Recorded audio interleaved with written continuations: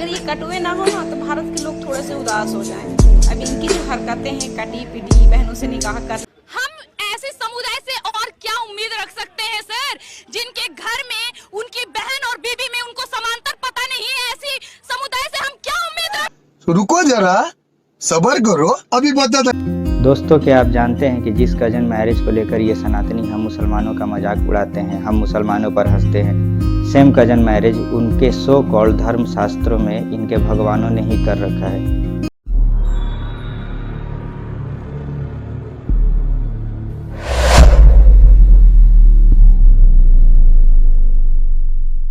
Hello दोस्तों, अस्सलाम वालेकुम। मिशन इस्लामिक दावा के इस वीडियो में आप सभी दोस्तों का स्वागत है। दोस्तों, वीडियो में आगे बढ़ने से पहले आप सभी दोस्तों से रिक्वेस्ट है कि वीडियो को लास्ट तक जरूर देखें।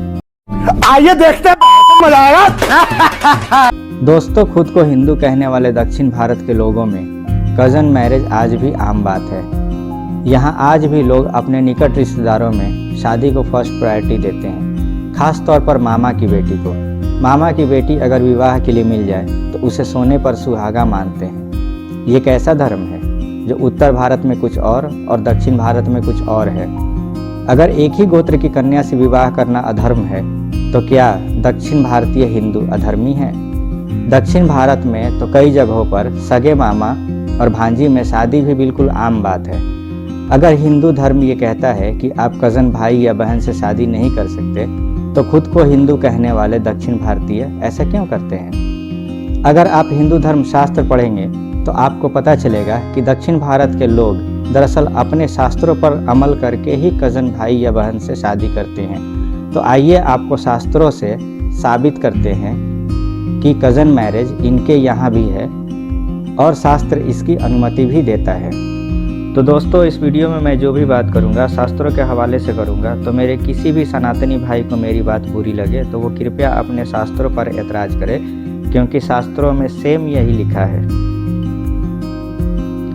तो कजिन मैरिज की लिस्ट में सबसे पहले आता है अर्जुन और सुभद्रा का विवाह। दोस्तों, अर्जुन कुंती के पुत्र थे और सुभद्रा वासुदेव की पुत्री थी।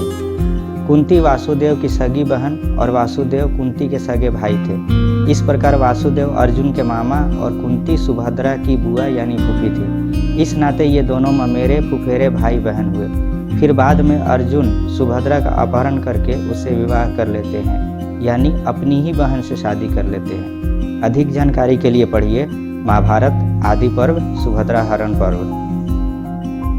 आगे बढ़ते हैं। दूसरे नंबर पर आता है कृष्ण और मित्रविंदा का विवाह। दोस्तों, कृष्ण वासुदेव के पुत्र थे और मित्रविंदा राजधी देवी की पुत्री थी। वासुदेव और राजधी देवी सगे भाई बहन थे। इस प्रकार वासुदेव मित्रविंदा के मामा थे और राजधी देवी कृष्ण की सगी बुआ यानी फूफी थी। इस प्रकार कृष्ण और मित्रविंदा दोनों भाई बहन हुए। इसको कृष्ण बलपूर्वक स्वयंवर से उठा ले जाते हैं और अपनी फुफेरी बहन मित्रविंदा से विवाह कर लेते हैं, और इस प्रकार कृष्ण भी मित्रविंदा के भैया से पति बन जाते हैं। और ये मैं नहीं कह रहा है, ये इनका श्रीमद् भागवतम कह रहा है।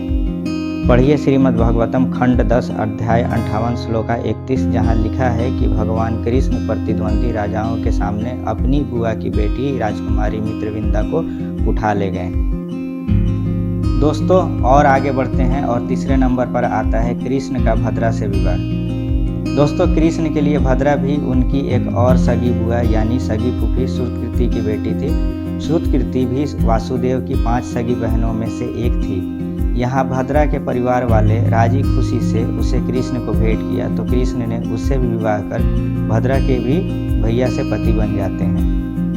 अगर यकीन न आए तो पढ़िए श्रीमद् भागवतम खंड 10 अध्याय 58 श्लोक 56, जहाँ लिखा है भद्रा कैकेयराज की राजकुमारी तथा कृष्ण की बुआ श्रुतकीर्ति की बेटी थी। जब संतर्दन इत्यादि उसके भाइयों ने उसे कृष्ण को भेंट किया तो कृष्ण ने उससे विवाह कर लिया। इसके आगे जब हम पढ़ते हैं श्रीमद् भागवतम खंड 10 अध्याय 83, जहाँ द्रौपदी का कृष्ण की उन 8 पटरानियों से मिलने का जिक्र है, जिसमें एक मित्रविंदा और एक भद्रा भी थी। जहाँ भद्रा खुद अपनी जुबानी ये कन्फर्म करती हैं कि कृष्ण उनके मामा के ही पुत्र थे। पढ़िए श्रीमद् भागवतम खंड 10 अध्याय 83 श्लोक 15-16, जहाँ लिखा है श्री भद्रा ने कहा, हे द्रौपदी, मेरे पिता स्वयं ही मेरे मामा के पुत्र कृष्ण को बुलाया था, जिसे मैं पहले ही अपना हृदय सौंप चुकी थी और उन्होंने मुझे उनकी दुल्हन के रूप में अर्पित कर दिया। तो दोस्तों, इस श्लोक से ये भी साबित हुआ कि विवाह के पूर्व से ही भद्रा अपने भैया को अपना दिल दे चुकी थी, यानी अपने भैया से ही प्रेम करने लगी थी। और आगे बढ़ते हैं और चौथे नंबर पर आता है प्रद्युम्न का अपनी मामा की पुत्री रुक्मावती से विवाह।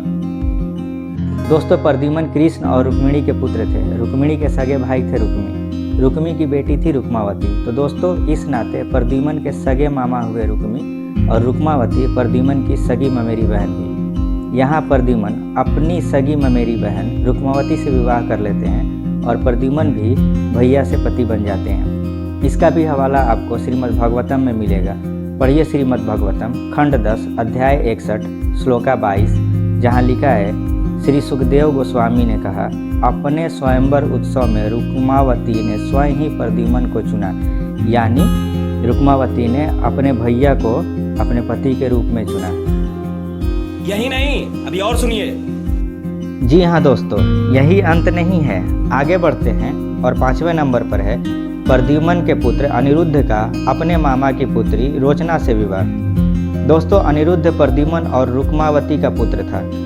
रुक्मावती रुक्मी की बेटी थी, रोचना रुक्मी की पोती यानी रुक्मी के बेटे और रुक्मावती के भाई की बेटी थी। इस प्रकार रोचना अनिरुद्ध की ममेरी बहन हुई और अनिरुद्ध रोचना का फुफेरा भाई हुआ।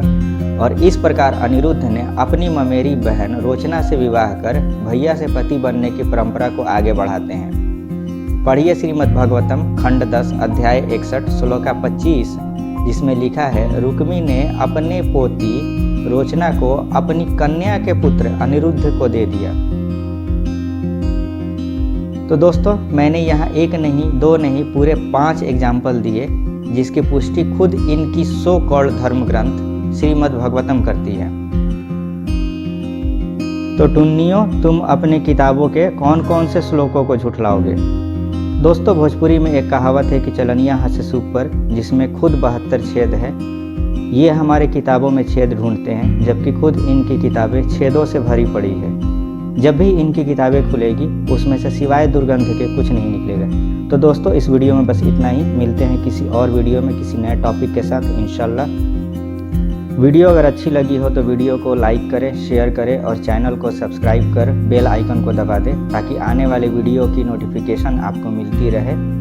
आप हमें सपोर्ट करें, क्योंकि आपके सपोर्ट से हमें मोटिवेशन मिलेगी। शुक्रिया। व आखिर दावाना अनिल हम्दुलिल्लाहि रब्बिल आलमीन व अस्सलामु अलैकुम व रहमतुल्लाहि व बरकातुहू। अल्लाहु अल्लाहु अल्लाह अल्लाहु अल्लाह।